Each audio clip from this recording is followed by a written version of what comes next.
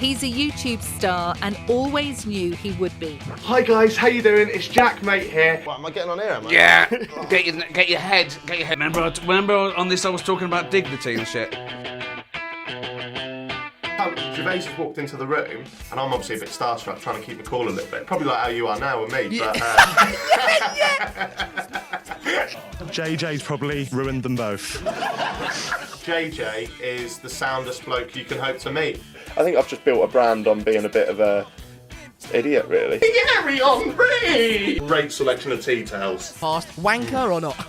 Oh, biggest prick ever. Like, biggest prick ever. We've gotten into beef with a celebrity. I'm cancelled, brilliant.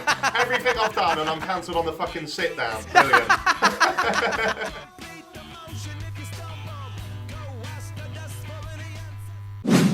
Jack, thanks so much for coming on the show, mate. I have absolutely no idea why you're on, lad, because like the numbers are a little bit different, but thank you a lot for coming on, mate. How you doing? Yeah, very well, thanks, mate, very well. How do I pronounce your name? Sander, but the northerners say Sander, but the southerners are Sander.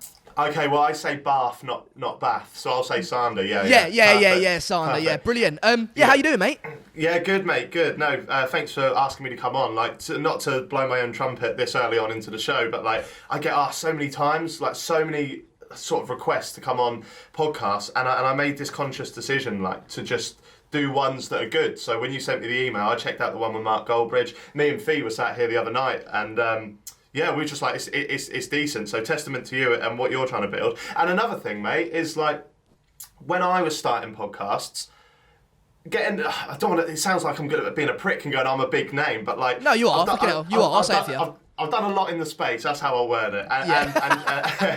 And when I first started doing pods, and I was lucky enough to get fucking hell, this is an early name drop, but get Gervais on. That then helped me get so many other people on. So when I see someone who's got a bit of talent, such as yourself, I love being able to jump on, and then hopefully you get another YouTuber off the back of it, another YouTuber off the back of that, and then it'll snowball. So no, it's a pleasure, mate. Looking forward to it. Big time, mate. And as you say, I will say it for you. You're a big name. Mate, we've been chatting for what, 10, 15 minutes before this. And you know, we're getting on. You seem like a normal lad. But JaackMaate, the entity that is JaackMaate, is a big entity, right? So I was thinking before the pod, fucking hell, first question's always a big question, isn't it? And how can I ease Jack into the podcast? So I've got, I don't know if you might not be able to see this, but I've got a couple things here, mate. I know you've not updated for a little while, but I've got my meal deal here, mate. I'll tell you what, mate, it isn't my go-to meal deal. If I'm honest, I don't get meal deals that often, but I have gone to Sainsbury's. It cost me a lot. Sainsbury's, right? And I've got here, this is what I've got. I've got a chicken triple threat, right? Chicken salad, chicken and stuffing, chicken and bacon salad. Fucking hell, that's a lot of chicken. An innocent smoothie, bang for your buck, and sweet chili chicken kebab. Now, Jack, I know you said it before, but what is your go-to meal deal, mate? Oh, God. Well, first of all, I want to talk about that meal deal. Brilliant shout. What's the snack again? I didn't catch the snack. The snack is it sweet chili chicken skewers, kebab little things. See, I get them. So where we do happy hour, there's a Sainsbury's nearby. It wouldn't usually be my go-to shop, but... I get them. They are decent. So you score points on them. Obviously, the smoothie classic. Like, if anyone's not getting that, you're a mug if you don't get it. The sandwich. I mean, I don't know how much of my podcast you've heard, but I always say this. I can't get the triple ones because then that you get a whole sandwich and a half. So that means there's someone else walking around in the world eating the half of your sandwich, and that doesn't feel right. That feels a bit too intrusive. It could be anyone. So mate, they're mugging you off. They're mugging you off. Just give me two or one. But my go-to meal deal is chicken bacon lettuce, which I think they from Tesco. I think they might stop doing that in the winter months and they swap it out for chicken bacon stuffing. And I'm a strong believer you can only have stuffing in a sandwich in the winter months. It's got to be festive. By the way, I got a meal deal yesterday and I got cranberry in it, and it wasn't cranberry sauce. It was jam. It was just so I don't know who's playing that game, but bacon. It was like a pig's under blankets kind of one, and let me tell you now, sausage, bacon, and strawberry jam does not go together. It was fucking rank, but And then I got, so that's chicken, bacon, lettuce. I'll go for a ridged crisp, usually a salt and vinegar McCoy's. Keeps the flavour in, more intense. And then a smoothie, as you say. And if I'm trying to be healthy, because that's not a healthy meal deal. Meal deals aren't healthy, but if I am trying to be, I'll swap it out for a water. But I always do feel a bit pathetic when I do that.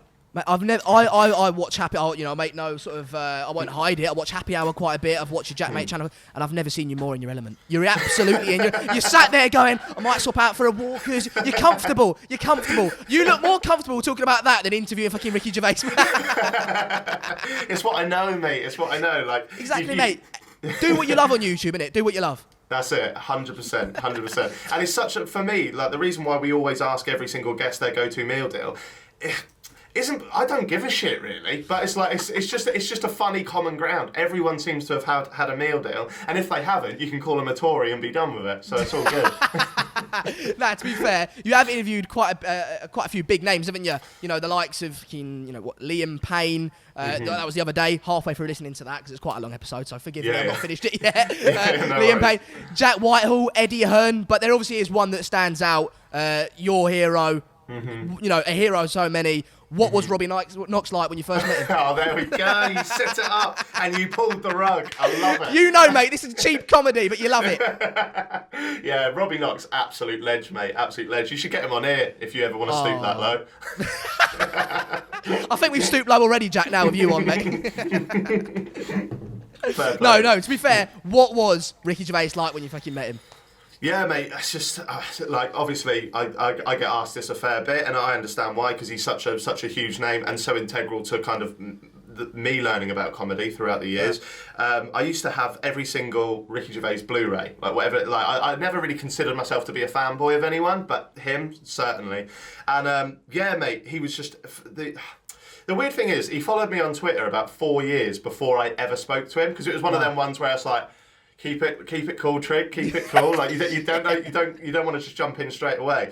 And it's a bit of a mad story, but they say never meet your heroes. Well, I did, and he was fucking class. So like that's absolute waffle, I think. But the day that I met him, it was for the press junket for Life on the Road, the David Brent film that he did a couple of years ago. And I don't know if you know how press junkets work, but like you have like a room full of journalists. And you go into the room, there'll be like the celebrity, the star, whatever it may be, sat on a chair, and it's a conveyor belt. So like you're 5 minutes with them.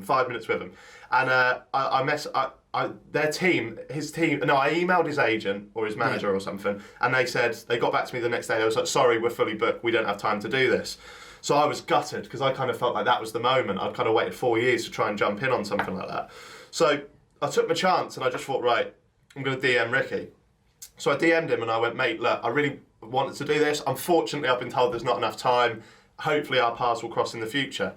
And he replied and he was like, who said there's not enough time? And I was like, oh shit, I don't want anyone to lose, like getting any shit over this. So I was like, just your team, it's probably a busy day. He went, we'll come at the end of the day and we'll make it work. So I was like, okay. And he went, do you have your own like camera guy team? I was like, yeah, I can bring a team for sure. I was like, that's weird because Tom Norris, get in, lad, get in. Yeah, that's it. Yeah, exactly. So I called up Tom, and I thought it was a bit weird because at a press junket, the camera's already there, like you use theirs, but I was like, fair enough. So I turned up, and then he's come, Gervais has walked into the room, and I'm obviously a bit starstruck, trying to keep my cool a little bit. Probably like how you are now with me, but... I'm only joking. I was gonna say the same about you, mate. I was gonna say the same about you. Big fan of the sit-downers, Jack. And he's come in the room, and I'm expecting to have 5 minutes, and I went, Ricky, how long have you got? And he went, how long's it take? I went, 20 minutes, half an hour, like pushing my luck. He was like, yeah, no worries. Just sat there and did it. And he was an absolute gent, mate. And then people often ask me, like, who is the nicest kind of celebrity I've met? And I find that a lot of the bigger celebs, like the Liam Paynes and the Eddie Hearns and the people that you mentioned, are often the most down to earth. It's actually the Love Island stars and the reality stars that have just been given a little taste of fame, and suddenly they have the whole riders, and they're like, I need this and I need this. And has MGK been on Love Island? Oh fuck that guy! You've done more research for this than I have with any one of my guests on HappyHour. Mate, I wish it was research. I'm just a fan of the show, and that's just an honest. I wish it was research, mate. Yeah, fair play. So yeah, that's what. So you talk about MGK quite a bit in the past. Wanker or not? Oh, biggest prick ever. Like biggest prick ever. And I mean, like, I'm quite.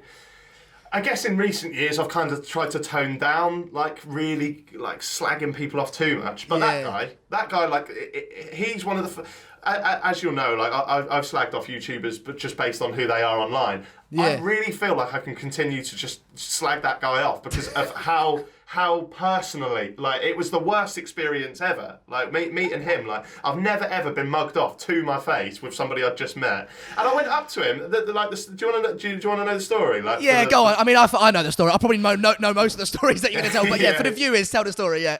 Yeah, I went to Reading last year with my girlfriend and a few mates, Stevie White and that, and we watched the Youngblood set, and I didn't know who Youngblood was, and I thought it was amazing. And MGK comes out for one of the songs, and it was incredible. So we went back to the tent, and then we're lucky enough to get guest passes. So we was in the guest area, and you do see a lot of names floating about. So like, I've seen like Aaron Ramsey there, Dynamo there, the Super Vet, like random ones, and they've always been all right. And I think the done thing in the area is to not really ask for a picture because you're all kind of like just chilling. Yeah. And I was like, I really just want to get a picture with this guy. And bear in mind, having said that, I have asked others for pictures in there, and it's been fine. But it's Super like Vet, etc. Yeah, Super Vet's the loveliest bloke ever. Like he had all the time in the world for me. And so I went up to MGK, and he had this big spliff, and he was just stood there, and I was like, give us a time, mate. And I knew I had to be careful with how I worded it. So I went up to him and I went, "Hiya, mate. Oh, just seen your set with Youngblood." I went, "It's incredible." I went, "Absolutely amazing." And he went, And I was like, God. And he's just looking at the floor. And I'm like, brilliant stuff. I was like, "Any chance I can get a little picture? My girlfriend would have loved to have met you, and she's back at the..." And he just didn't reply. And I'm just looking at him, and I'm looking, and Stevie's got his camera there, with like my phone, waiting, and I'm like, I want the world to sort of swallow me up, and I'm like, And I'm like, I've got two options right now. I walk off, or I just get it. And I think I've already been mugged off, so I may as well just get it. So I went, "Is that all right?" And he went, and he just looked at me, and looked back down at the floor, and went, "Hurry up and take the fucking photo, motherfucker." And I was just like, oh, it's the worst. So I'm just sort of smiling at the camera, and there's that infamous picture now of him just looking off into the distance, not bothered. But he didn't need to do that. Do you know what I mean? Like, even if I can't imagine he knew who I was, but even if by some chance he did, and he didn't like me, just smile, take the picture, and then I'm not going to make 20 videos about you. Do you know? It's so true, mate, and like, you know, I was going to say at the beginning of that story, these are Jack's words, not mine, in case he wants to come on the show. But then from what you've said, right, he's definitely not helping a small YouTuber out, is he? He's just like, "Fucking do the interview, motherfucker," sort of thing. Yeah, I can't imagine he would, mate, to be fair. No, but because of that, like, we've tried to get Youngblood on the show, and he won't come on, and he's told his team that he won't come on because he's friends with MGK and because of what I've said. And that's kind of like a moment where you're like, should I have said it? But then it's like, no, actually, fuck it. Like, if you don't want to come on because of that, then fair play. Like, you lose out, I lose out, that's fair enough. Oh, like, mate, you don't even want someone like that on your show at that point. If they're going to come on and discuss... So, like, for example, I mean, you were mates with Alex before, but, you know, when you had that little falling out with him or whatever, he then comes on, you can discuss it. Casper Lee comes on, you discuss it. That's fine. You don't mind having people on at that point with opposing views, but it's when someone's, like, taking that to heart and can't even present... Because you're not calling him out because his airline's shit. You're calling him out because he's been a wanker. Do you know what I mean? Yeah, exactly, yeah. And because I can stand by it, I don't feel bad for it. I sometimes feel bad if I mug off a YouTuber and then you meet them and they're actually sound. But with that guy, I met him and he was a prick, so... Exactly, mate. On the commentary scene then, obviously you're doing HappyHour at the moment, and we can speak about that at some point during this chat, but you sort of moved away from the commentary stuff and uploading to the JaackMaate channel. What do you think of like that style of content now, and do you have ever like an aspiration to go back into it?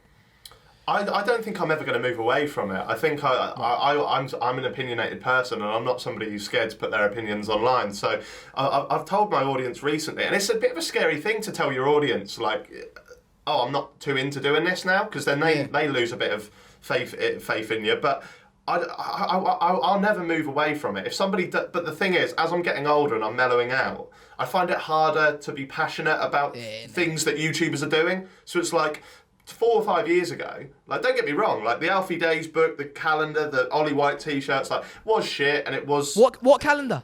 Yeah, I don't know, mate. I never seem to mention it. I've forgotten. You've not mentioned that. You've got to tell us about that later, mate. Oh, it's figure out of time, mate, to be fair. But with stuff like that, I was genuinely passionate about it. Like, nothing of that came from, oh, this will do well for views. Like, the calendar video that was my most successful, that was the video I was closest to not uploading. Like, I was like, I don't think that's ever going to see the light of day. Then I did, and it banged. So, in order to make a genuine piece of commentary, you need to be passionate about it, and you do need to believe in it, because you know when you see these commentary channels that upload every single day about anything that a YouTuber's done, like how can you be that passionate about every single thing all the time? So to answer your question, if something comes up where I'm like, that's actually wrong, and I do want to talk about it, or I can make jokes about it, because ultimately that's my main thing, just to poke fun at it, then I will do it. But it's not the top of my list. I prefer just chatting to people. Yeah, I was gonna say, like, with that commentary scene, I'm not sure negative is the right word, but you are taking piss out of people. You are, like, having people on, and you, did that, like, negativity ever, like, living in that world where you're looking to sort of take people apart? Did that ever get to you, or did you think, oh, it's only a laugh, it doesn't bother me? It was one of them ones where I'm at a bit of a crossroads now, because I wouldn't say that I'm friends with the big YouTubers that come on the podcast, but you do find it harder to then critique them after you know them, and you understand the rationale behind why they do things. So going back to your question about what was it about? Is it hard to be living in the negativity? Did that affect you?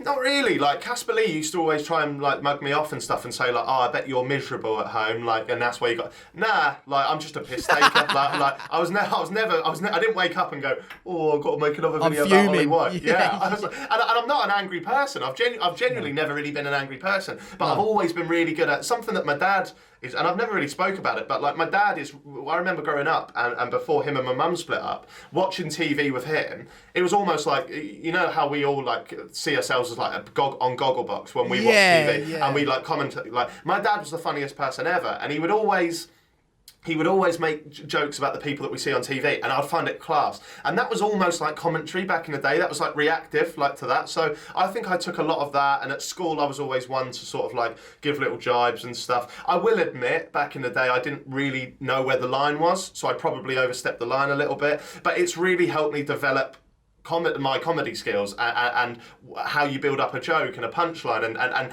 how far you can push it without actually being a bastard and stuff. And again, going back to Gervais, I think that's helped it. So, no, I was never... When people used to always think, oh, yeah, he's such a negative person, he's so angry. Nah, I find that there's humour in anger. Like, there's comedy in anger. Seeing someone get angry, like that viral video that went around a few years ago. I don't know if you remember it. Ronnie Pickering, or whatever. Like, there was a guy who was like, he's got in a bit of a traffic altercation, and he got out of his car and he was like, you don't know who I am, I'm Ronnie Pickering, like that. And it was just a man shouting his name, but because he's so angry, it's like the prefect video. Remember that? I'm a prefect. That video. Yeah. Move like it's World War III. or that. Why are you fucking coming fast? Yeah. Exactly. There's comedy in anger, and whether or not people might think that's an easy way to get a laugh, it was a way that worked for me, and a way that I continue to do. Like, especially being British lads, and I'm sure it's probably the same with girls as well. But we all think we're the funniest person when we're in the pub with our mates. Everyone there thinks they're the funniest person, and I just happened to be that prick that thought that as well, but put it on YouTube. So no, I was never negative, mate. I'm a happy person. Yeah. So you say you put it on YouTube. You just happened to be that kid. You started at what, 17, 18?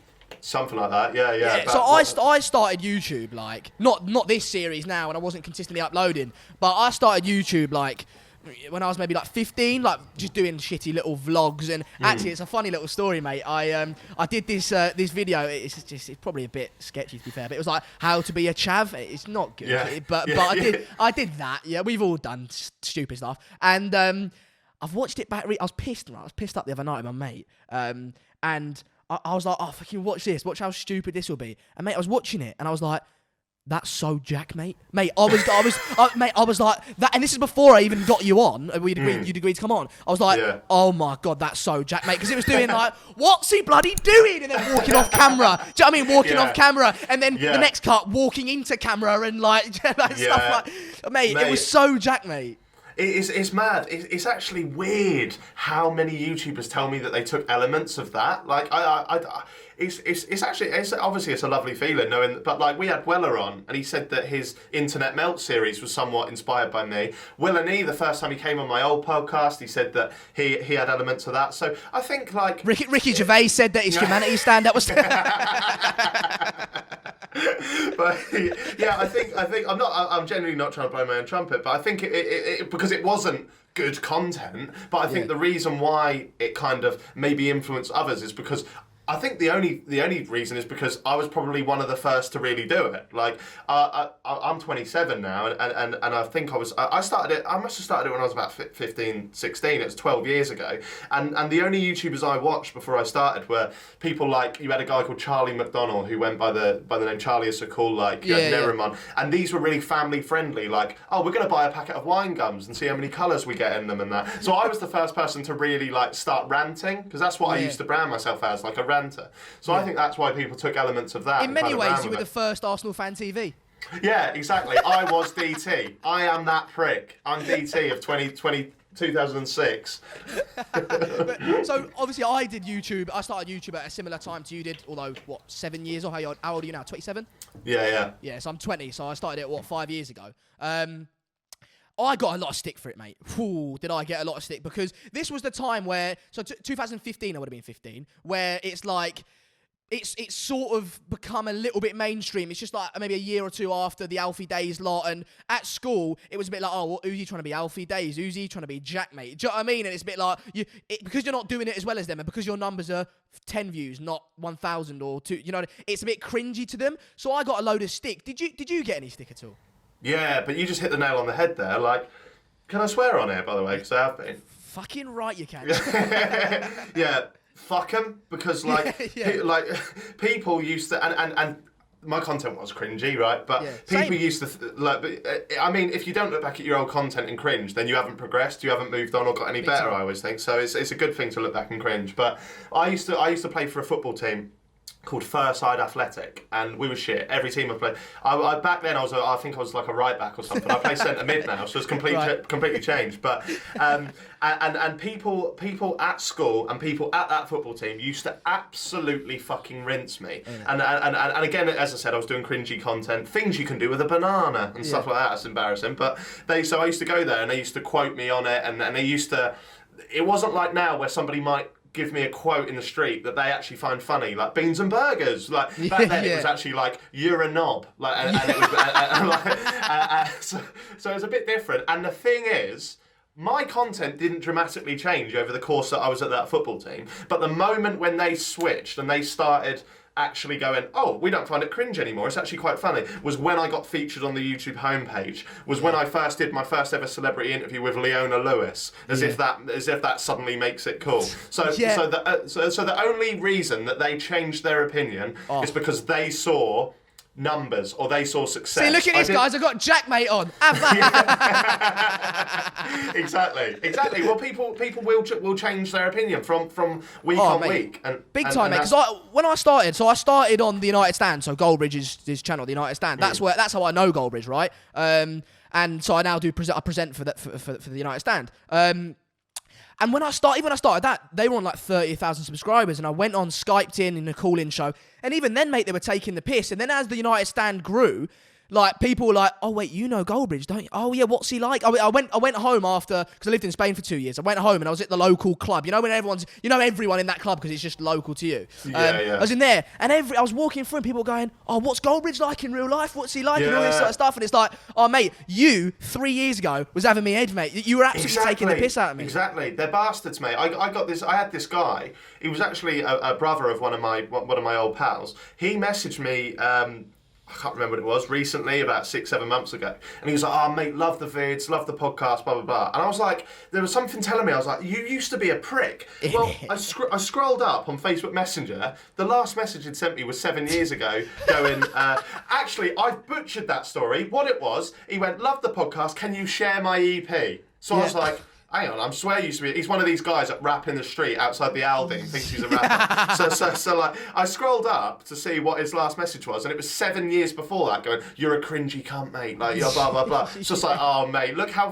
times change. And it's similar to that, mate. Not to keep banging on about this because it's not listen to me. But I was doing, again, back in like 2015, I was doing this roast video. I just thought it was a bit like yourself. I think I'll be honest with you, I probably was trying to be JaackMaate at the time. I was like, take the piss out of people sort of thing, and I thought that give me some material. So I said on my like social medias, send in photos of you with your mates, and I can take the piss out of it. And then some guy sent a photo in of his mate or whatever, and I was like, oh, right, is your mate okay with that? And he went, yeah, we'll just check with him. So I checked with him, and his mate went, yeah, that's fine, mate, do that. And when I did it, messages emerged from like a group chat, and someone sent in a group chat to me, and the mate was like, oh, I've said yes to Sander, so he can roast me, so that when he does roast me, I'm going to ask him for a fight and fucking bash him up sort of thing. I'm like, mate, how sad have you got to be in your life to go, yeah, roast me, and then just so you can ask me out for a fight? Do you know what I mean? So weird. I don't understand people's intentions behind stuff like that. Like I really don't. Like, you either sign up to the comedy or you don't. And there's some weird people out there, mate. Weird people. Did you get a bit of stick for that, mate, when you did your roasting your viewers? What happened with that? I was all right. I had to be really careful with the ones I chose because, like you said, I've tweeted out saying, if you send me your photo, I'm going to brutally... One thing that I tend not to do on the YouTube channel is slag off things people can't change and appearance, because that's too much. That's out of order. But that series is all about that. So it's like, if you're up for that, if you sign on the dotted line, so to speak, then you give me free rein to go in for it. It's like these comedy roast battles you see on Comedy Central and stuff. So that's what I wanted to do. But I roasted them, and no, I didn't really get any shit, to be honest. But I had to be really careful because, as you say, some people would submit photos of their mates, or they'd submit photos of completely random people that weren't them, and then those people, the kind of victims, and then there's you taking a piss out of a 5-year-old. Some ill lad or something. So you just have to be careful, mate. And the bigger you get online and the more you grow, the more people will be out to kind of try and trip you up, so you just have to be on your toes all the time. But I mean, that happened to me at 100 subscribers, so I don't know what it's going to be like at fucking a mil. And when I say when, I mean when, not if, Jack. You know this. Mate, you got to have belief, mate. You got to have belief. Well, that's what I said to you in the email. I was like, I understand that you've got a busy schedule. I understand that I have 4,000 subscribers and you've got 1.4 mil. Don't worry, I've checked. But what sort of host would I be if I didn't believe in what I'm doing? And it's honest, isn't it? You have to, mate. You have to. There's no real reason I should be getting Liam Payne, Gervais, or these people on. But you have to believe. You have to believe in the content, and you have a good show, and like I said, you're a confident and good host and funny. So there's no reason why you shouldn't be reaching for people far bigger than me. If we go, what's the worst they can say? No. Do you know what I mean? Like, so yeah, go for it, 100%, mate. Exactly, 100%. mate. So you've obviously got a podcast yourself, Happy Hour. Watch after this, guys. Watch him take little fucking isms from me. Like after this, he'll have the blue lights in it. He'll have the LEDs. Nah, I'm taking the piss. But how did that come about then, mate? Because you seem to have really fallen in love with Happy Hour, as have your viewers, to be fair. No, it was just like we touched on earlier, like getting a bit bored of slagging people off and actually wanting to get to know the people behind the podcast. Originally, it was meant to be a YouTube drama show, which doesn't really take away anything from the there was no transition there, so that's why me and Alex sort of went separate ways. We're still good pals, but so yeah, I just wanted to get to know the people behind it, and ultimately, one of the first people we had on was Bobby Misner, who's this billionaire that I absolutely rinse in a JaackMaate video. So I wanted to really sit down and to be fair, mate, I've always wanted to do interviews. Like at college 10 years ago, I did media studies, and part of that course was a section called interview techniques, and I got my old granddad in, and interviewed him. And ever since then, I was just like, I quite like it. So it was a natural progression. Before Happy Hour, I did the JaackMaate podcast. Before the JaackMaate podcast, I did a series called Jack's Chat, where I sit on a sofa with someone. So it's just been a natural progression and stuff. And one of the loveliest things was,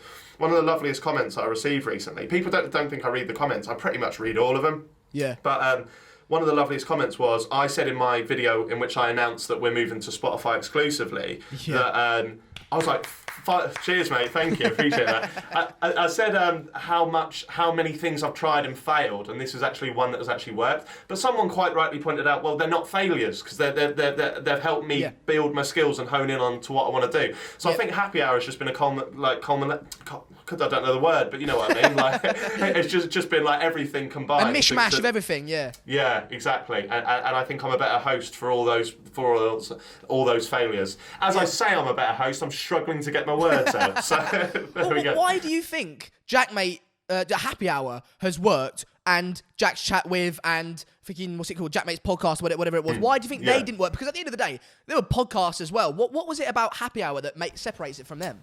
I didn't have a structure back then, so I'd just do them as and when. And also, I didn't really have. I always think, if to use like a wank kind of media phrase, I always think, with any piece of content online, you need to have a why. There need to be a reason for doing it. So when I went and sat down with Leona Lewis, who was my first ever guest before the podcast, the reason why was because they wanted me to promote her Christmas album. So I was there to talk about her Christmas album, which is a fine why for them, but not really a why for me or my audience. So they don't care about Leona Lewis's Christmas album. There might be a handful. So when I started the podcast with Stevie and Alex, I was like, right, Alex is the YouTube boffin. He knows everything about YouTube. Stevie knows fuck all, so he can ask he can ask the average man questions. Like, do you know what I mean? Like, we might get PewDiePie on, and I won't explain to the audience who he is, just assuming that they know who he is, where Stevie can actually go, actually, who are you? And it is integral. So I'm surprised I'm surprised you said average man questions, not average questions, with the amount you take the piss out of Stevie. I do, mate. I bully him week in, week out, but he takes it well, bless him. But I just think what a champ.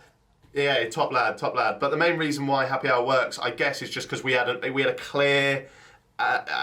clear reason to why we were doing it, and it was ultimately to chat about YouTubers with YouTube with YouTubers, and really get to know the people behind it. And I think that's why a lot of the big ones come on, because I think we do show them in a good light more often than not. So yeah, and I quite enjoy it. Not fucking hell, what am I saying? What I quite enjoy, but it's quite funny to see. It's nice to see that you've not gone away from your YouTube roots, because even though you get Liam Payne on, Eddie Hearn, you still ask him about. Eddie Hearn, what do you think about YouTube boxing? Liam, what do you think about YouTubers? What do you know about YouTube? And it's nice to see that, isn't it? Because rarely do you see, I mean, you've seen Eddie Hearn now with the whole YouTuber boxing, but I was obviously referencing your old podcast back in the day. Yeah. But with Liam, you rarely see him talking about YouTubers or this, that, and the other. And then all of a sudden, I'm hearing Stevie mention Lawrence McKenna to Liam Payne. I'm like, what's going on? Do you know what I mean? But it's nice to see, isn't it? Yeah, that's another thing as well.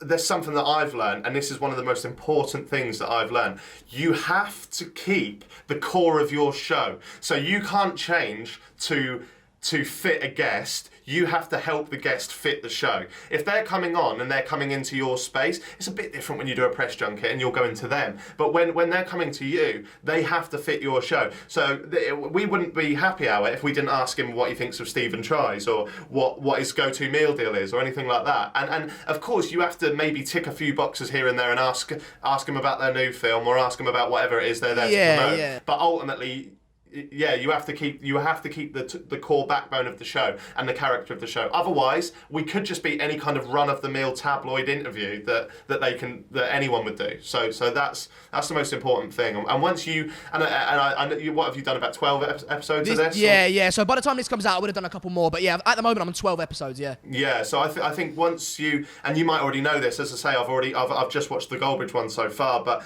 once you know what the why is of your show and the core kind of narrative, then have people on to fit your narrative. Where it's easy when you do like a football podcast, because you can get people on and you know what the topic is already. Well, ours is like a football podcast, but a YouTube podcast. Simple as that. So yeah, I think I'm still trying to figure out my why. I think I know my why, but I don't know my core. Like what? It's hard to explain. I don't know my theme because my why is, as I said to you before we started filming, mate. I enjoy chatting. I'm a chatty lad, as you are yourself, and I enjoy learning about people. I always find myself, if I'm at a dinner party or if I'm at whatever, not that I go to many dinner parties, but you know what I mean, I'll always end up asking questions about them, and that's how actually I feel to my guests.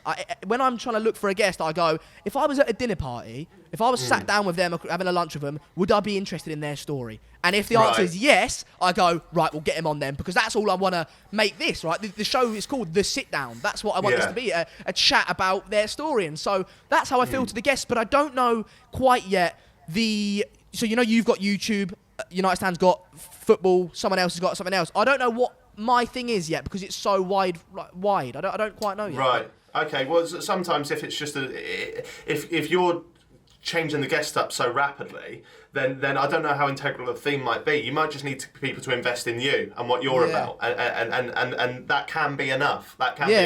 I think that's what I think True Geordie's done, because True Geordie, as you say, his thing is, he's switching up guests left, right and centre, right? He'll do an episode with yourself, Cal Freezy and someone else, Alex, pissed up on a Christmas episode, but then he'll get Nick Yaris on at the beginning, who was innocent on death row. So I know those episodes are wide apart, but you get what I'm saying. Yeah, for sure. And the reason why I think people enjoy True Geordie's podcast, as you do, as I do, I know you've enjoyed it, is because we're invested in Lawrence, Brian, and we enjoy what they're doing, and I think that's what I've got to try and create, Yeah, when you have such a personality such as Brian, and then such a contrasting personality with Lawrence, they bring such an unusual dynamic that works very much like we've seen like famous duos work all the time on podcasts in particular. You had Ricky and Carl, and you have Ed Gamble and James Acaster. Me and Stevie, famous duos, Jack said. Very famous duos. Oh, Ricky Gervais and Carl Pilkington, JaackMaate, Jack Dean and Stevie White. we're like the council estate version, and I'll take that all day long. But yeah, so sometimes you might not necessarily need a theme. People can invest it in the people. Yeah, I think that's true. If you've got any other, that's a bit of advice for a small YouTuber like myself. You got any other advice for, small YouTubers like myself? Again, this I get asked this question, and it changes from time to time. I just did a Spotify. It was called a Spotify masterclass with these students that were learning how to do podcasts. And I tell you, I've got it written down here. My top. Oh, did I delete it? I might have deleted it. Let's have a little look. I think I deleted it. But I had three main tips, and one was consistency, especially, and I know that sounds ironic coming from me when I barely upload, but at the start, HappyHour, you're consistent. Exactly, yeah. But at the start of your journey, you do need to be consistent, because no disrespect to any smaller creators out there, but because less people know about them, they're easily forgettable. Because like for example, when you go to put on, and that doesn't matter how good the content is, they need a core fan base. So when you go to listen to a podcast, you'll go True Geordie, or you'll go What's Good podcast, waffling. Like you know what the ones are. So to get your name out there, you can't just come in once a month and plop something here and not have a schedule. You need to be consistent. The more consistent you are, the more you're putting yourself in people's brains. I'm here. I'm not going away. And that's be irritating, but make it like good, a fly on thing. Shit, just there. Exactly. Yeah. Be a fly on shit, and eventually you'll stick. But and I remember another one that I think is quite important is, especially for me, is to be true. So. Say what you feel, be honest. My thing is I very much overshare, so there's not a lot that I won't put. I'm not saying that other people have to overshare, but I'm very, very honest. My brand deals, I always struggled to get brand deals back in the day because of my content, obviously. No one wanted to touch me. And then when I first got a few brand deals, I could have gone really PC and been like, oh, this is the best popcorn brand on the planet. But the way in which my brand deals work is because I was able to say, this popcorn brand came to me and they wanted to sponsor the video, and I said no chance, and then they doubled the fee. So here we are, and people engage with that. They can see a bit of themselves in it, and that honesty goes a long way. So you've got consistency and honesty, and I can't remember what the last tip was, but I think there's enough there to get something started. Yeah, definitely. You mentioned brand deals there. First of all, sort me out when this grows. No, if you've got a contact to Spotify, mate, then just send that my way. We're 12 episodes in, but the quality of the show's there, and we'll get it. But also, you did one recently that you've talked about loosely, the sex hentai one that you did with Fiona. I was about to call her Fee. I don't know you that well yet. It's just weird, isn't it? Because I listen to the show and hear you call her Fee. In my head, anyway. You can call her what you want, mate. Well, not what you want, but you can call her Fee. No, Fiona. Yeah. Do you regret that brand deal? How do you feel about that brand deal now? Yeah, I definitely regret that, mate, 100%. Because this is the thing. I'm always learning, and people think, oh, JaackMaate, he's been doing it a long while. He probably knows a lot about YouTube. The truth be told, I'm just WhatsApping Will and Alex and trying to find out stuff from them. Yeah. And Josh Peters, copy Josh Peters. Yeah, exactly. Yeah. So with the hentai sex anime thing, this was during this year, and me and Fee reacted to this game, and the reason why we did that is because it was the biggest fee I'd ever been offered. So I said to my audience, I was like, do you mind if I do this? It's so different to my normal content. Do you mind if I do it? I'll chuck a couple of grand to charity, and then I secure the bag. And I don't regret taking the money. I'll tell you right now, if somebody comes to me with a now my only difference is I feel like I have to believe in the brand. So for example, I always work with Surfshark and I work with Pouch. They're the two things that are installed on my computer now. I will whack a VPN on. I can't tell you now whether or not well, I better not slag it off, but I don't use it too regularly, but I have used it in the past. So and that's why I'm here with Raid Shadow Legends. I've done that, mate, yeah. I've not really played that game much.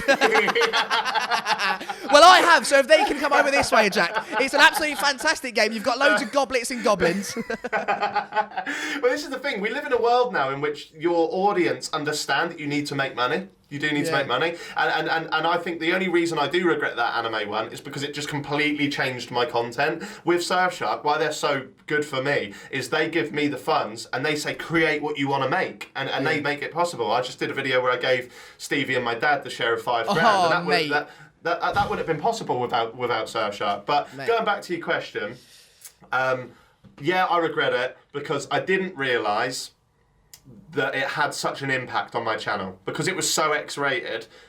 All of my videos since then demonetized, and I lost more money in the long run than I would have done if I just didn't do that deal. So sometimes just grabbing the money is not always a good thing. Yeah. And I was reacting to your.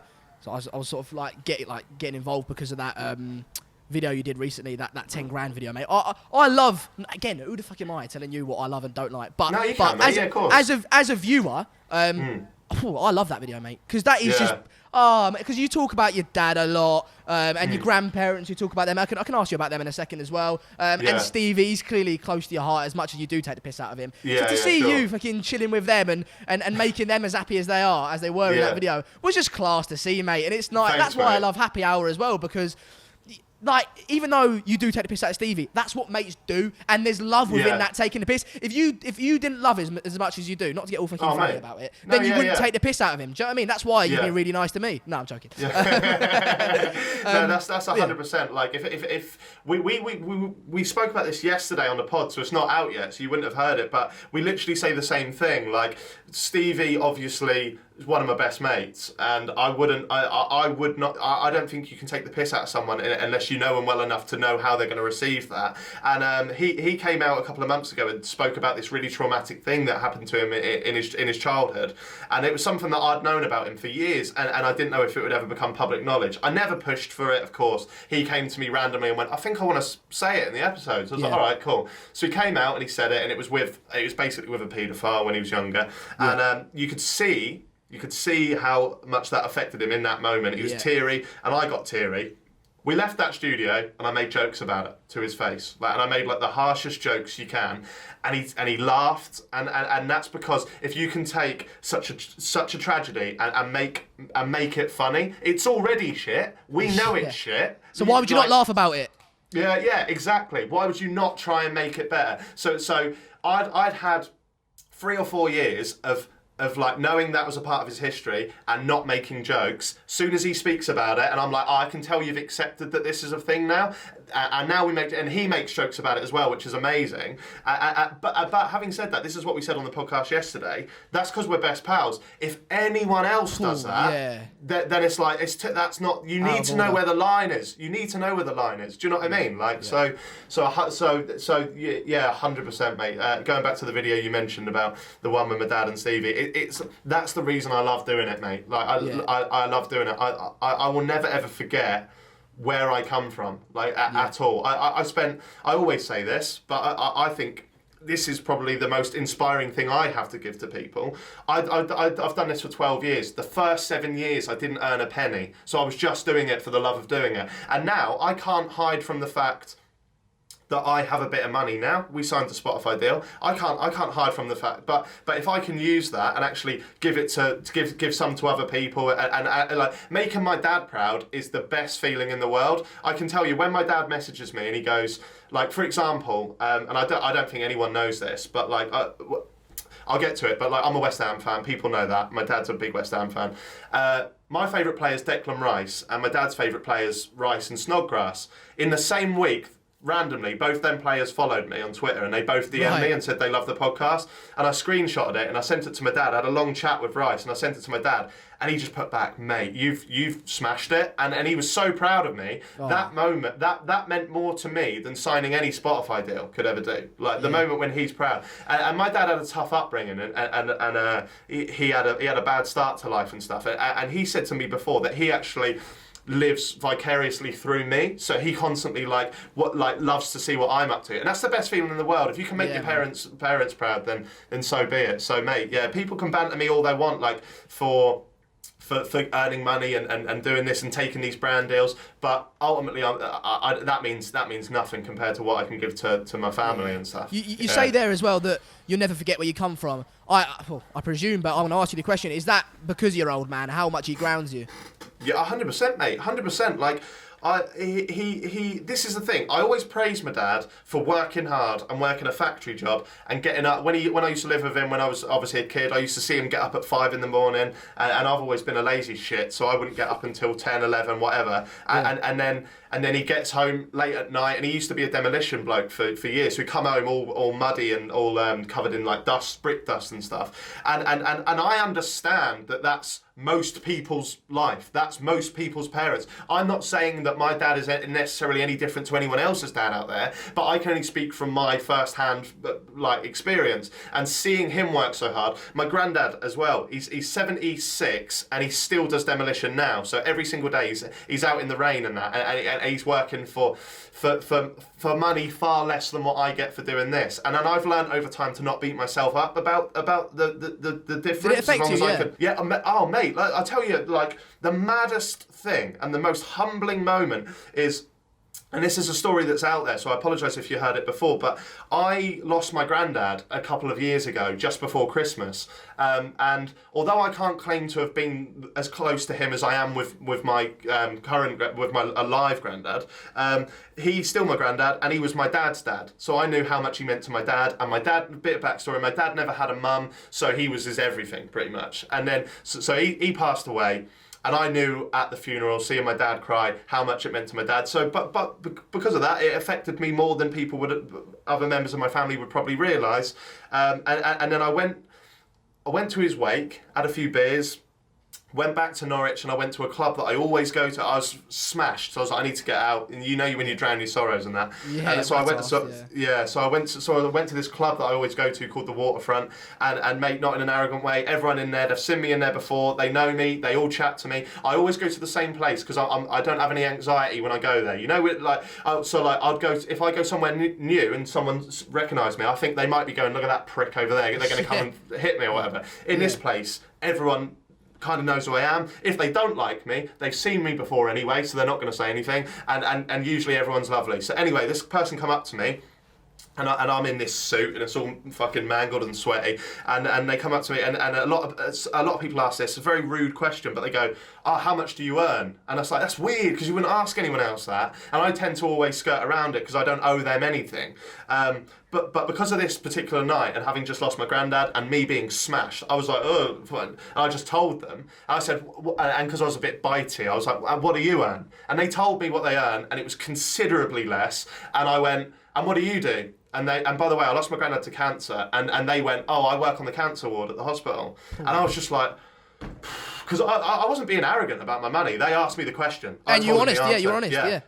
But that was like, fucking hell. So you're the kind of like, you're like the angel that has been helping my granddad in his last, or no, not firsthand, you're helping other people like my granddad that are going through that. And it made me really kind of like self-loathe like what I have for a while. And it was like, it was really hard to kind of get my head around, really. I thought there's other people out there that are far more deserving, and I think that kind of made me detest YouTubers, even because I thought the only thing I can do is appreciate what I have and stay grounded. So when I see other YouTubers that don't stay grounded and they're like 50 grand rolly and all stuff like this. By the way, my watch is 30 quid from Top Man, by the way. So, but when they're like 50 grand rolly, fine. Buy whatever you want. You've worked for it, you've got it, that's fine. But don't throw it in the faces of your audience who might be sitting there struggling to fucking buy their next sandwich. Do you know what I mean? So that's why why I'm giving this away at the end of this video. Because you're a nice guy, charitable. But yeah, that's the long-winded story of why I will always I don't let things get carried away. Like this. I'll tell you something. I don't know if it's a bit too personal, but as I say, I like to overshare. But with this Spotify money that's coming in, right? I still, with it, I'm buying a house because I need my future, right? So I'm buying a house. I still drive my girlfriend's 2001 automatic Toyota Yaris, a little clown car like that. And I meet me, 6'3", driving this clown car. I turn up to shoots and they're like, oh, what are we paying him for? Because he's still knocking about in that. We must be the only company paying him money. So yeah, you can't. We all want to make money, right? We all want to make money. So I can't shy away from that anymore. I can't play the guy that's like, oh, look at these big YouTubers. I am a big YouTuber now, and I've made money. But the only thing I can do, and the only thing I owe to my audience, is to not change and stay grounded. And that's what I will continue to do with the people that are around me. My dad, my granddad. Yeah, you mentioned there the funeral as well that you were at where you lost your granddad. And in the True Geordie podcast, again, thing is, this I haven't researched much because I haven't needed to because I just know a lot of it just off just being a viewer, which is a good thing, as you know. Research long, and you said that it baffled you because you were there and you were like sort of tearing up a little bit because you're upset. You're seeing your dad upset, and then you had other people looking at you, almost thinking, or you were thinking that they were thinking, what the fucking hell's Jack getting carried away for? Exactly. Because I know him better than him. And when I watched that, I've only ever had one person die in my life, right? My granddad. And I cried. Like, I'm an emotional fella, right? I'm what you see is what you get with me, and I'll cry and I'll be happy, etc. I'm the same, mate. And I cried my eyes out. Anyway, so I was really upset for that. And then other than that, I've never had anyone die. That was the only funeral I've ever been to. And then when my girlfriend's granddad died, I went to that funeral and I was there with her to try and... It was over COVID, like recently. And I was there to try and support her and stuff. And I'm always saying to her, show your emotions, because I think sometimes she has a tendency to sort of keep it in. Show your emotions. And I walked in and I heard jazz music because he was a big fan of jazz music. And I couldn't hold it in, mate. My throat went, my eyes went, and I'm like, in my head, I'm like, what am I crying here for? Where the guy Eric's brother's there, he's there, Megan's not crying, and I was like, I felt so shit, but then I also felt to myself, I can't be the one that's always saying, be emotional, don't hold it in, and then try and hold it in myself. You know what I mean? Yeah, mate, that's so bang on to how I feel. Like, so bang on. Because even down to the part where you said that the only person you've lost in your family is your granddad. Because, touch wood, so have I. I have everyone around me. I'm so lucky. And I've got a few more years on you as well. So, so I'm very, very lucky. And the same thing happened. Fiona lost her uncle, and I was exactly the same. I was like, I'll go there and I'll be the rock, and that'll be fun. Grab my arm, babe. Grab my arm. Exactly. And then I had Fiona one side, and I had Fiona's sister, her older sister, to my other side, and I'm like holding their hands as I'm sat there. And her uncle's this absolute ledge, and he used to always ride this motorbike, and they had his helmet there, and I could see myself going, and I was just like, fuck. But that's because we're emotional people, and that's because life is real, and it happens, and you can't tell people how to act. They act in their own way, and I wear my heart on my sleeve, and that goes back to, like, not to take such a poignant moment and bring it back to myself on YouTube, but that's he's what I was narcissistic, always... Jack. We already know that. But that goes back to, like, when people used to think, like Casper Lees and that used to think, oh, this guy's a dickhead. It's like, I'm actually one of the most emotional people you can meet. Mate. Like, so and I might be a dickhead still, but I'm very sort of emotionally driven and stuff. So yeah, mate. No, what you said there about your story and your girlfriend and that was absolutely my story to a T. Wait, I can't. I bet you get this now. I bet because we probably have quite a similar thing.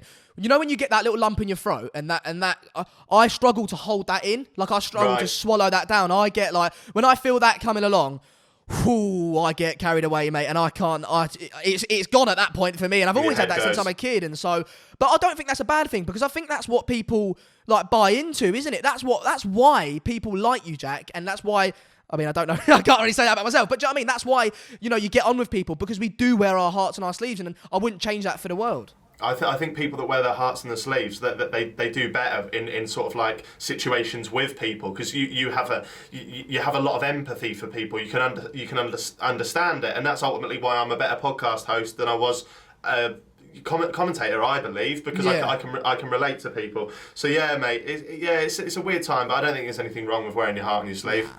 Do you think you've become a better person for doing your podcast? Because when I've done my podcast, and only the few podcasts that I have done, when I spoke to Leslie a couple of weeks ago when this goes out, who was the domestic abuse survivor, I feel now that, like, even though I've not gone through that, I've understood it better and I've really sat down with them and had a chat. The first episode I ever did was actually around the time that George Floyd was murdered, but it just coincided with that. But I spoke to a fella who was a South African black man, right? And so he grew up in like a rural village, no electricity, no clean water, And we spoke about racism and all that sort of stuff and apartheid. And just from doing that, I felt like I've become a better person. Would you say the same thing, or? Yeah, mate, because you see so many different people, so many different characters from all different walks of life, and you just learn. You just learn more by talking about them. Like I've had people on, and I've kind of like spoken about cancel culture quite a lot. And although I've become on as a person, although I've come on as a creator, I think I've also come on as a person because I have old tweets that are ridiculous. That some I can justify as jokes, terrible jokes, but still jokes. But I also have old tweets that out of context look mental. 8-9 years ago I used the N-word and it was just all fucking ridiculous. I used to use gay as a derogatory term. I did that as well. In that roast that I did, mate, I was, that roast I was saying about when I was roasting the people, I was going, oh, that's so gay, you're so gay. Like, I was like, mate, what? And now I look back on it, I'm like, what were you doing, mate? You know what I mean? And I think I can tell from you in the short time that we've spoken, like you have no judgment on others. Like you wouldn't judge anyone. It sounds like when people protest too much, but like I would never judge anyone for anything, whether it being race, sexuality, whatever it may be. So when I look back on them old tweets, although they weren't derogatory, I wasn't calling someone like the M-word. It was just like to my mate, like, oh, you're my boy. You do grow as a person, and I'm not trying to justify that, by the way, but as you grow as a person, you understand, you shouldn't have done that. That's terrible. You understand. But you're not a racist, are you? Do you know what I mean? No, exactly. But even putting that without thought online years ago shows that I've come on, because it's like I look back at it, and that we talk about looking back at our old content and cringing. I don't look back at my old tweets and cringe. I look back and I'm ashamed. I'm like, what were you doing? And that really shows progression and stuff. And that's why I don't think, as much as I did a video years ago and I put my hands up and I apologised for old stuff I'd said, but I don't think you can always judge people for stuff that has happened so many years on. There's so many people doing stuff wrong now, causing an issue now, especially in the current climate that we live in, that we should really be holding people accountable for what they're doing now. And if somebody's showing remorse and actually showing that they've changed from years ago, little side note, mate, Liam Payne came on, loads of One Direction fans kicked off, went mental. They were like, "You've slagged off Louis Tomlinson." I have. I've said he's a terrible solo artist, and them two are good friends. And I said to him, I went, "Yeah, I said to Liam on the show, I was like, I used to slag off One Direction from my little man cave, thinking that I was all edgy, like, oh, you like One Direction? Oh, I hate them." And I did used to do that, and now it's like when I used to call that JaackMaate a cunt. And I did used to do that, but now I'm an adult. I don't care. Why are you still judging me for saying that Liam or Louis or whatever was shit when I'm telling him to his face, "Look, mate, I used to try and be an edgy bastard, but you're an actually sound lad." People grow, people change, and people need to be more accepting of it. Cancel culture exists. Well, why not, if we have to keep this fucking poisonous cancel culture going, why don't we actually try and cancel people that are doing stuff now, rather than old silly things? Me slagging off Louis Tomlinson is not an issue. Let's talk about the people that are slagging off the Sainsbury's advert because there's a black family in it. Like, who are them cunts? Who are them cunts? Let's jump on them. Do you know what I mean? Like, and in my head, then, when you were talking about that, I was like, as a host, and you'll know this, I was like, oh, I might have to ask him a challenging question here and say, well, Jack, don't you feed into that? But what you're hitting the nail on the head there is, if you do a video criticising someone, it will be now. It will be because something that they've done now, not something they did 10 years ago, you know? Exactly. And I nail on the head, mate. Old tweets especially. You know, when my dad said to me a couple of years ago, he's like, if camera phones and social media existed when he was a kid, then he'd probably be in prison or something. But because we're part of this generation, and as again, because I've got a few years on you, I'm certainly part of like one of the first. I remember Twitter becoming a thing. I remember Facebook becoming a thing, and because we're early adopters of this, we don't think about how long these things are going to last. Mate. So when you put your thoughts. Imagine if, let's say, for example, I was homophobic, right? I'm not, but let's say I was, right? 8 years ago, I could have just thought, oh, I don't like gays, right? And kept it in my head. And there's no a clip for you. There's a clip. But because we have this social media tool, 18-year-old me or twatty me, like old homophobic me, again, I wasn't, but let's say for the, like, because I'm putting that down on the internet, that's set in stone then, and you, no matter how much your opinion changes, you will always be judged for that. And do you know what's mad as well? This is what I was thinking. It's only a little thing, but your profile picture is what you are now. So it's not JaackMaate profile picture in 2012 or whatever. It's JaackMate's profile picture now, standing there, Ricky Gervais or whatever, with "I hate gays" or whatever. Do you know what I mean? It's so easy to crop out the date and just go, oh fucking hell, what's all this all about? Do you know what I mean? So and exactly. What you were saying there is spot on because I was born in 2000. So when I started using like Twitter and stuff. Well, I only started using Twitter in 2016, but social media when I was maybe 13, 14. At that time, it was already so like mainstream, and everyone was using it to the point where teachers and parents were going, remember, you got your what do they call it, digital footprint, and you've got your all this sort of stuff, and you remember what you put online stays online forever. That was already a thing. Whereas when you were doing it, I presume it wasn't. Digital footprint wasn't a thing. They never heard of it. Like that was never ever a thing, and that's why it's so hard because and context is so important as well. I have this horrible old tweet that actually, whether or not I should admit it, actually makes me chuckle because it really proves how important context is. I remember I went to a club with my friend who was basically a male model back in the day. Like he was 18, he had all these professional shoots. He's a good looking lad. Not Sam Bird, is it? No, not Sam Bird, not Sam Bird. But I do know Sam. Mate, listen, Jack. I'm researched, prepared. Do you know what I mean? Yeah, mate, I know you're surprising me, honestly.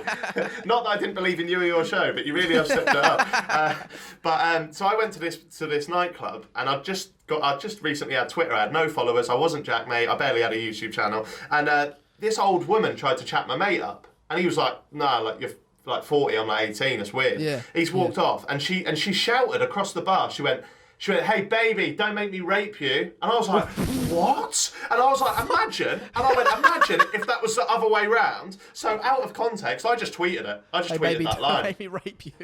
And now there's screenshots of that, and everyone's like, who was Jack threatening to rape? It's like, no one. But out of context, it looks like the worst thing ever, and that's why you can't always judge people for stuff that was online. Especially it was actually when he was having a rant about Ellie Goulding. No, let's not do that. Come on, let's not.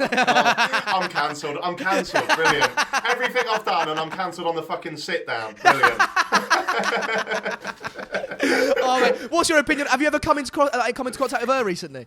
Nah, mate, not since she threatened to smack me. Smash you up?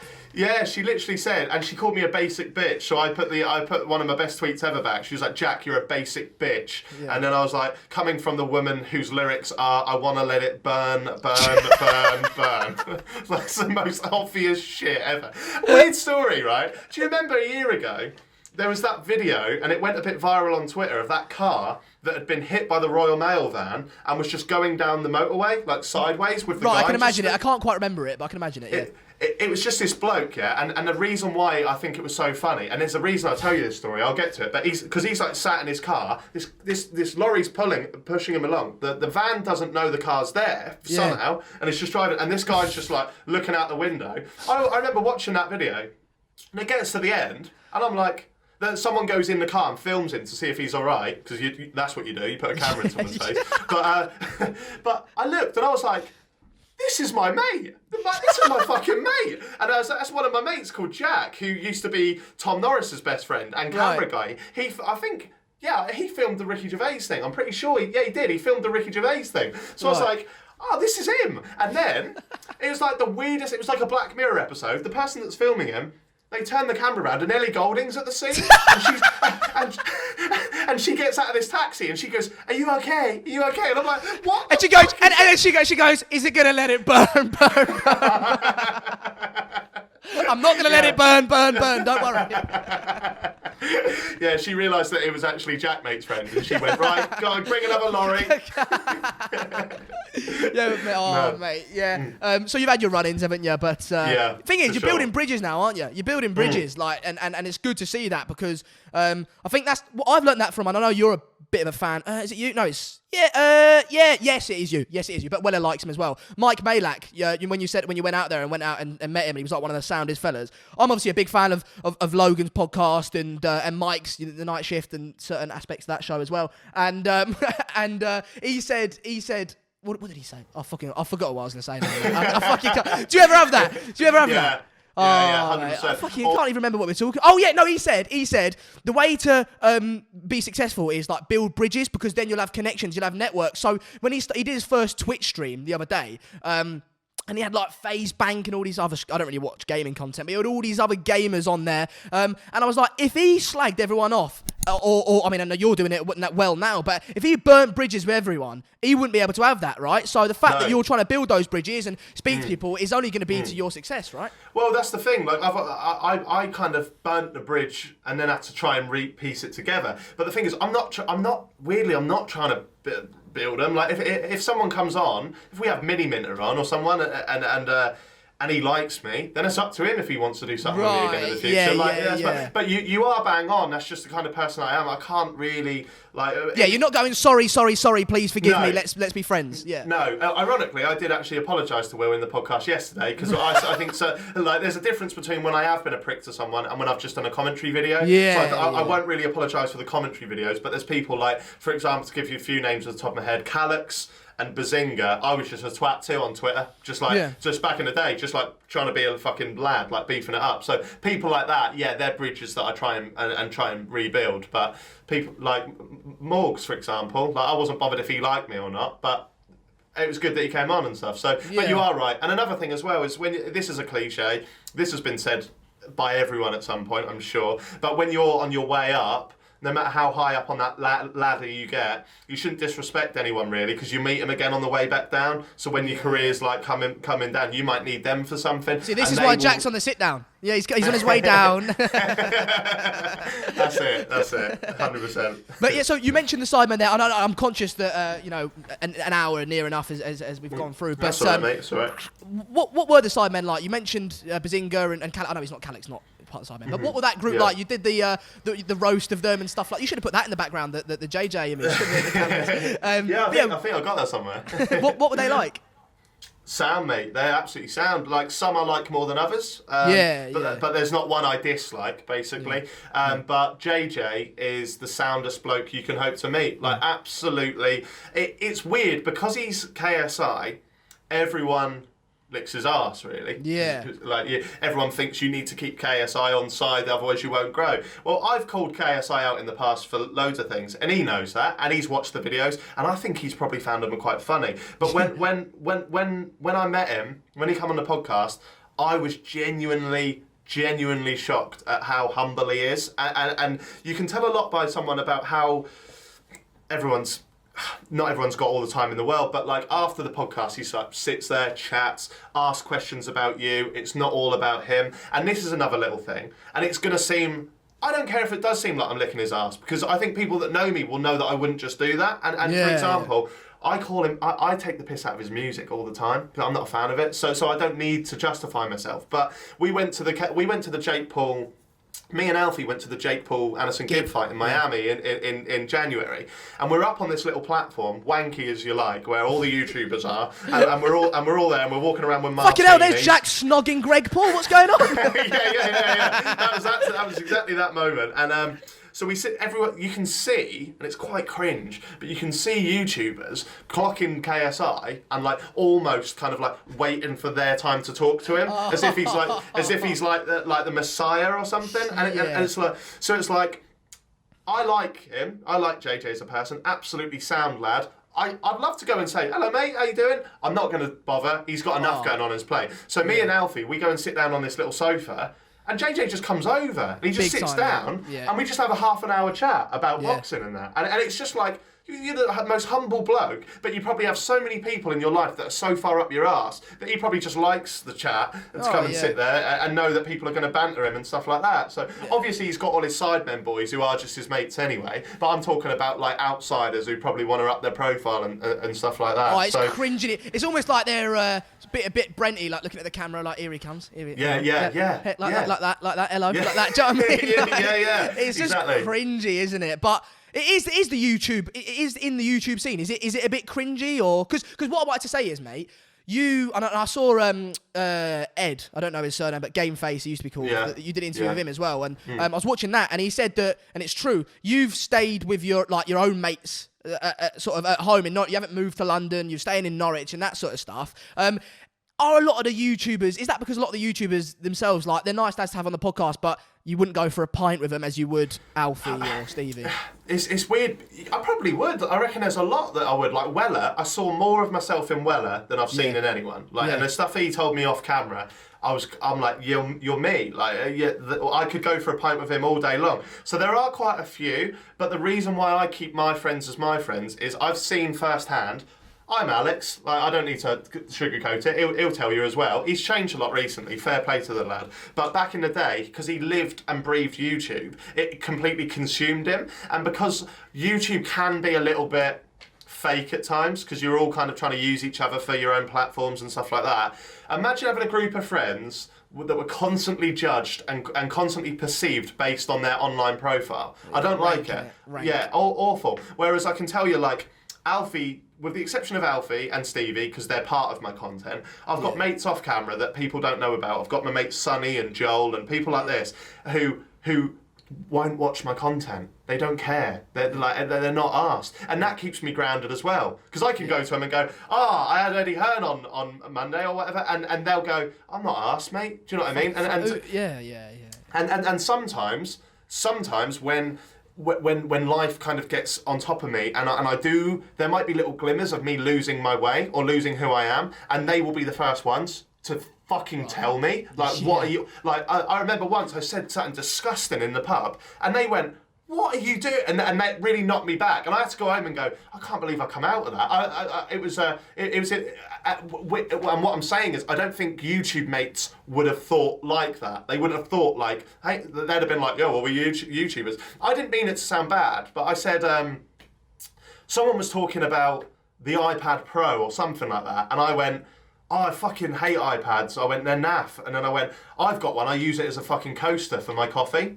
And I was like, I didn't mean it to sound as arrogant as that. And one of my mates went, mate, I'd fucking love an iPad. And I was like, oh shit. I was like, and that knocked me back. Whereas, imagine if I was sat in a room of YouTubers that were all millionaire. I'm not saying I am, I'm definitely not. But like it with the Sidemen, and they're not bad guys, I'm just using them for an example. I don't imagine they would have gone, oh, like, I'd love an iPad. Do you know what I mean? They'd have just Mate, gone, it's so funny you say that. Literally yesterday, and again, I like his content, seems like a good fella. Casey Neistat tweeted a photo of him holding his window open with an iPad. Like his window sort of, his iPad like vertical like that and holding it, like wedging his window open. I was like, it's exactly that, isn't it?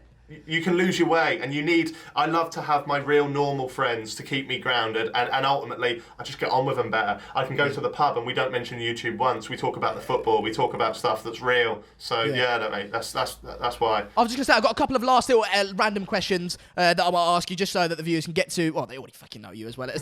How many hours of content do you think you've put out, mate? Oh, mate. Go on. How many hours do you reckon you have put out? Gee, not a clue. Hundreds in it, mental in it. Oh, mate. Tens of thousands? I think I saw you've got 150 million views on JaackMaate on the channel. Have I? I think so. Oh, I was gonna say as well. So Goldbridge got me from, and this will sound petty to you, but it got me from 700 subscribers to 4,000 subscribers. So it was like class. You can imagine, I was fucking off my tits. I was like buzzing with it. He's got 54,000 views, where like even videos now are doing like 400, 300 views sort of thing. Whereas he's got 54,000 views. So I was off my head. Who was your bounce? Because obviously, the obvious one is Zoella Advent Calendar, but then you did do a video about a woman shagging a dog. So that got 16, 13 million views. The other one got 5 million. No, I've had a few over the time. I think my first real sort of and by the way, don't downplay like the 700 to 4,000 or anything, because it's all about little wins. Like, and big to time. And to you, that's a big win. Like, and they're moments that you'll always remember. I remember when I first hit my first 1,000 subs and stuff. Like, I look back at some of my old tweets. So let's not talk about my old tweets again. But I look back at some of them, and there's tweets going, I can't believe it. My new video just hit 1,000 views in 24 hours. And that's a lovely moment, because it keeps me... My new video I put up with my dad, that's been my worst viewed video in years, right? In about 2 years. It's got 100k. Yeah, and there was a moment where I was like, oh, gutted. And then all I need to do is remember the day when I was buzzing that I got 1,000 views in 24 hours. And I'm like, no, like, get your head up. Like, there's people that would kill for this. What you say about mini wins is so true, mate, because at the beginning, when I first started, I was like, right, I'm going to try and, when I was on literally like, as you say, 700, I was like, I want to try and hit 10k, right? 10k.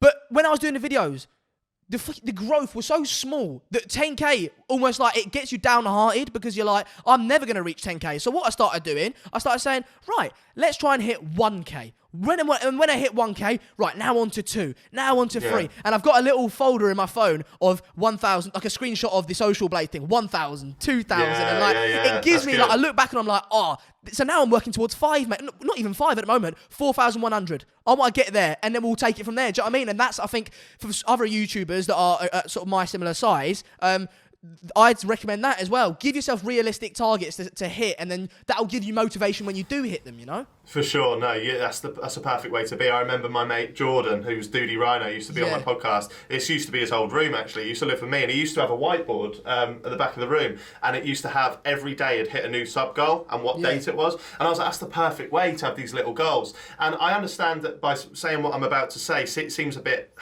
cunty, because like I'm at a position now where I'm very, very lucky. I'll get views. I know that, and I'm very, very lucky.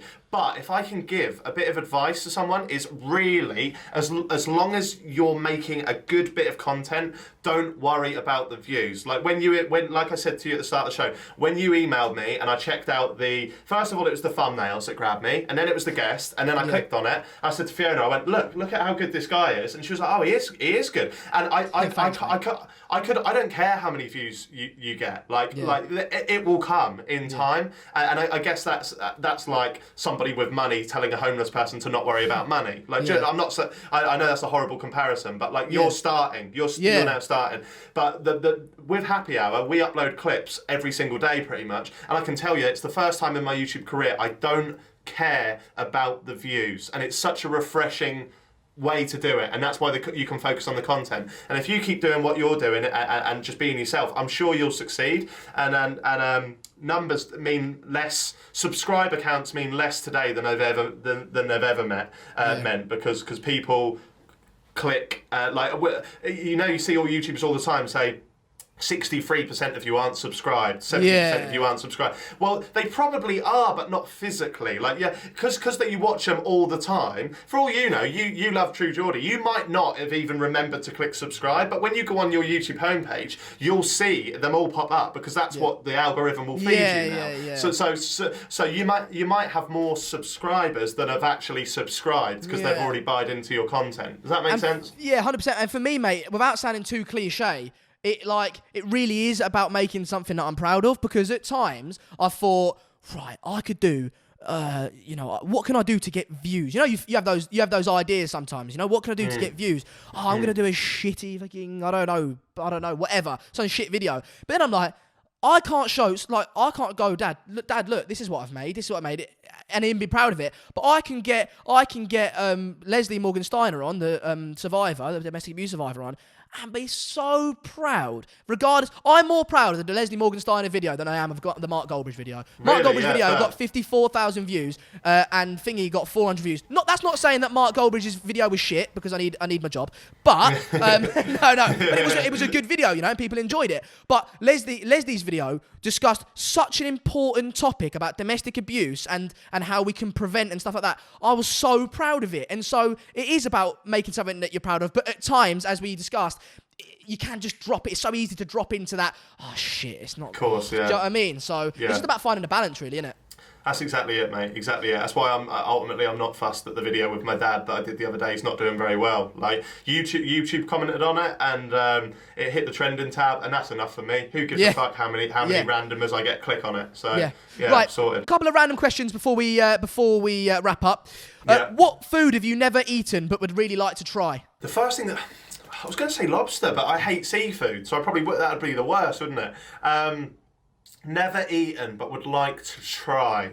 For me, it'd be like one of those. Imagine you said fucking cow's testicle like they do on I'm a Celeb. Would you go? No, for I'm that? taking piss. I'm taking the piss. You never know, mate. You never know. I might love a ball in the mouth. You never know. You do live in Manchester. Weird things up there. Weird things. Oh God, I don't know, mate. I really don't know. It's a shit question. We'll leave it out. I ate shark once. So what was that like? That was weird. It had the consistency of chicken, but it tastes like fish. That was weird. Yeah. So I'll give you that answer to a completely different question you didn't ask. What's something you really regret buying? Oh God. A neon light. I bought a neon light. It cost 1,500 quid, which is mental. And I put it in the back of it was for a series I did with Tom Norris called Clickbait. Oh yeah. And we did about 6 episodes and we binned it off. And it's still on my wall downstairs, screwed into the wall. And I'm still renting at the moment, and we're not allowed to put they didn't allow me to put a poster on the wall. So I dread to think the moment they come round and they go, "What is that massive thing you've screwed into the wall there?" And plus it's smashed now, so it doesn't even work. Oh, that's good. It's a grand well spent, Jack. You know that. Do you think aliens exist? 100%. 100%. Ghosts, no. Aliens, yes. I think the universe is so vast, it'd be ignorant to expect there not to be life on another planet. And also, weird you asked that, I was watching a clip with...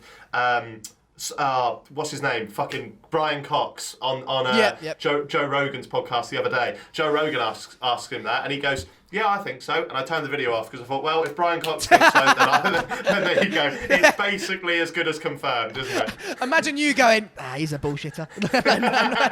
not believing what he's saying. When you're older, what do you think your grandchildren will ask you to tell stories about your life?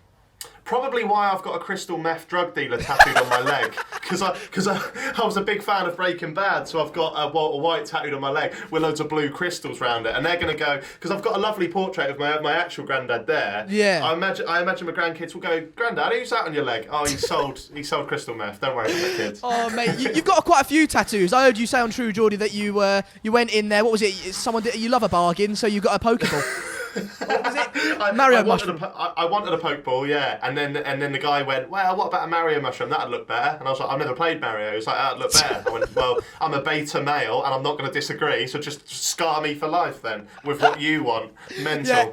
And the what's he fucking called? Heath Ledger's Joker. Not a big fan, but Yeah. What, you're not a fan of Heath Ledger as a Joker? no, you oh, fucking hell, mate. I'm speaking for you. No.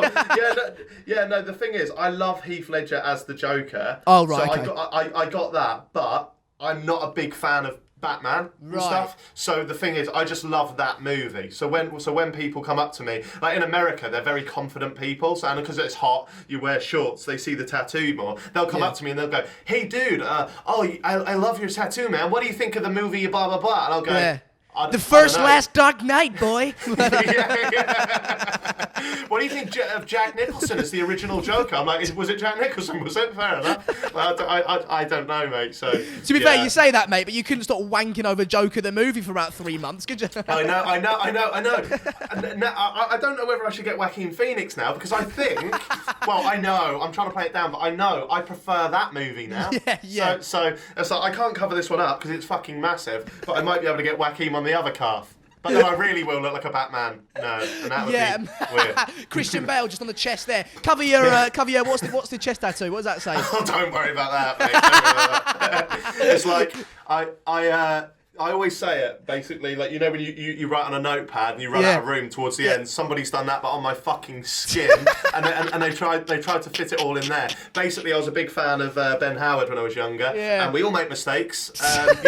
You know when you like a song and then years later you don't really like the song anymore. Yeah. That happened, but I've got it eternally like on my skin, and it basically says keep your oh God, keep your head up, keep your head up, keep your heart strong, keep your mind set. Next question, move on. Well, do you ever think about getting them removed, or you just think fuck it? Not asked, mate. Not asked. Don't care. Yeah. Fair enough. It's just there now. Well, I think on that note, we'll wrap it up. Jack, mate, I hope you've enjoyed being on, because I've certainly enjoyed it, mate. It's been an absolute pleasure speaking to you. No, mate, thanks for having me on. It's been an absolute pleasure. Great host, great show. Everyone click subscribe to the channel. You got to help these smaller creators actually build and actually fucking make something. So believe in the content, mate, and you'll do just fine. Oh, Jack, mate, I appreciate you so much. Guys, again, as Jack said, make sure to click subscribe, like the video, keep your head up, keep your heart strong, whatever the fuck that says. I'll see you guys next week. Ta-da. You cunt.